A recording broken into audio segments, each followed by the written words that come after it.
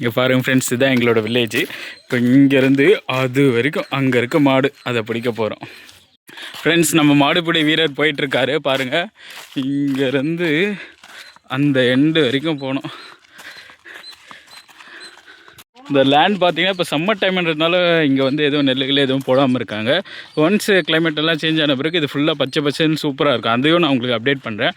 அங்கே தெரியுது கைஸ், இங்கே பாருங்கள். ஆஹா, இவன் வேறு என்ன முறைச்ச மாதிரி பார்க்குறானே, நம்மளையே வந்து முட்டிடுவானோ. ஆனால் இப்போ நம்ம பிடிக்க வந்த மாடு இது இல்லை. ஆஹா, ரவுண்ட் அடிக்கிறானே வந்து ஒரே முட்டை. இப்போ பாருங்கள், இந்த மாட்டை நான் பிடிச்சிட்டு போகிறேன். பா பா கமான். பா பா பா.